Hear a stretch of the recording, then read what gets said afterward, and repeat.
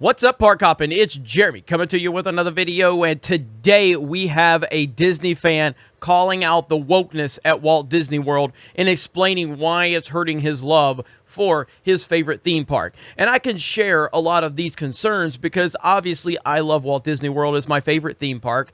It's my favorite place to go vacation. But the changes that they've been making recently, of the pandering and the nonsense and the changing of, iconic rides simply because a few people on Twitter are crying about it, is definitely starting to have its impact on how I view these parks. And that is a very, very sad situation because I do generally love these parks and love the experiences they offer. But the more that you're pushing identity politics into the equation, the more it's affecting how much I truly care about this place. So this is on the Orlando Sentinel. If you go over to Twitter, this guy is getting absolutely ratioed like crazy.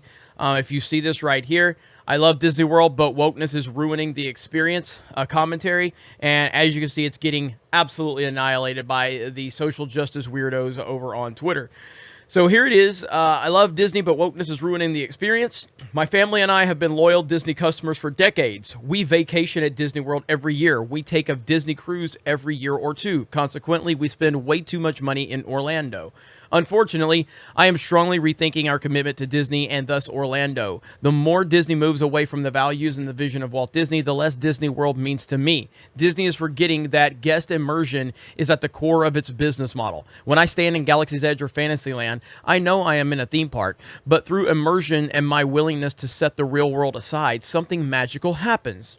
That spell is broken when the immersive experience is shattered by the real world. And boy, has Disney been breaking the immersion.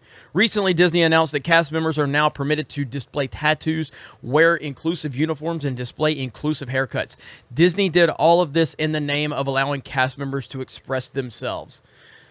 The problem is I'm not traveling across the country and paying thousands of dollars to watch someone I do not know express themselves. I am there for the immersion and the fantasy, not the reality of a stranger's self-expression. 100%. I do not begrudge these people and their individuality, and I wish them well in their personal lives, but I do not get to express my individuality at my place of business.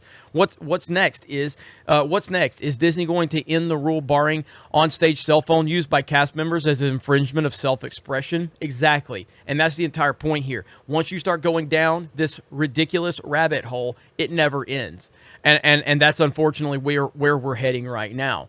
More broadly, like many corporations, Disney has been politicizing its business. Full disclosure, I am a Christian and a conservative Republican, so the people who run Disney and I do not see eye to eye. Regardless, corporations have always made politically motivated decisions. Usually it is due to a desire to make a profit, but sometimes it is due to the values of the people in the corporation. Walt Disney used his corporation to express his patriotism during World War II and his pro-capitalism beliefs afterwards. The difference today is that people who run Disney use social media to scream to the whole world that a decision has been made for political reasons. Exactly.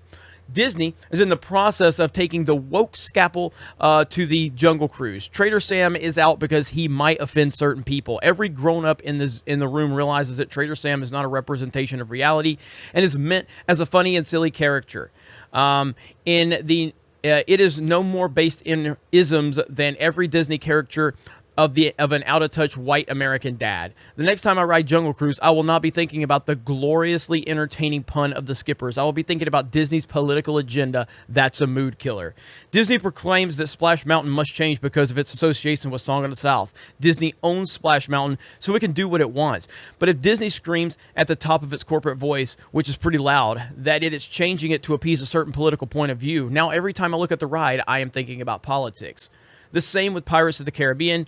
Disney has made significant changes to Pirates of the Caribbean over the years. Whether Disney caved to political pressure or really thought the alterations were necessary is irrelevant. Pirates used to be one of my favorite attractions. My family and I would ride it first on our first day at the Magic Kingdom. Now we do not even ride it every trip. When my family rides Pirates now, each of the change scenes takes us out of the illusion because they remind us of the reality and the politics that forced the changes. Disney World is going to lose us as customers if it continues down this path. I do not want to have Disney World taken away from us because Disney cares more about politics than happy guests.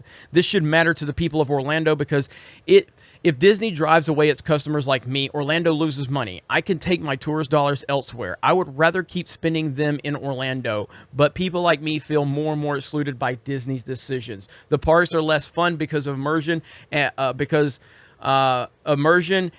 the joy is taking a backseat to politics. Disney, please return to the values and vision of Walt.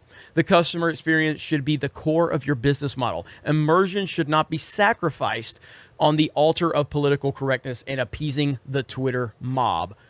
Bravo, sir. You just knocked it out of the park.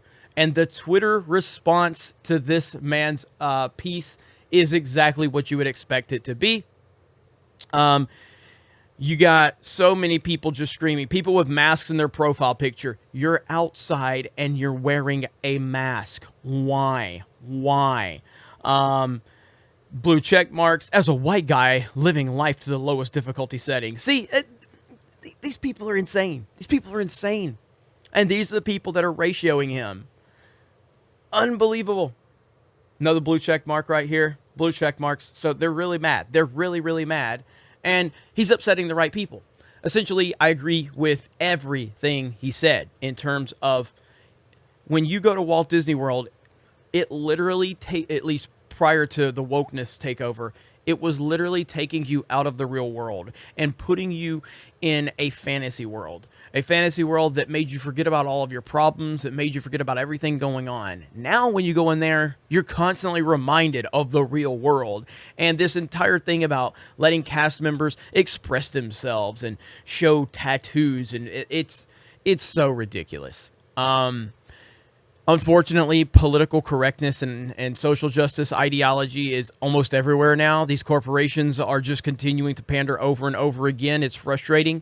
We do love these parks. We find a lot of entertainment in these parks. But when we start to see political ideology taking over a lot of the decisions in these parks, we're going to call it out. And that's exactly what this fan did. And hopefully many others will speak up about it as well. We do not want to move away from Disney World. We want to continue to enjoy ourselves and spend our hard-earned money there. But when you make these types of decisions, you are actively pushing your paying customers away.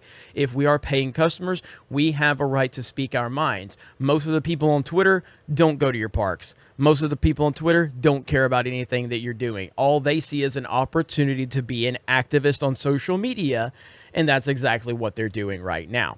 You guys let me know your thoughts in the comments below. Thank you very much for checking out this video. Thank you for all of your support for Park Hoppin, for Geeks and Gamers, for everything we have going on. If you want to go over to the website, it's free to sign up. You can jump in the forums over there. We have a theme park forum over there. But for $10 a month, you can become a premium member. It gives you exclusive access to a lot of our content, and we greatly appreciate all of your support. You guys have a great day. Thank you very much for checking out this video, and we will talk to you later.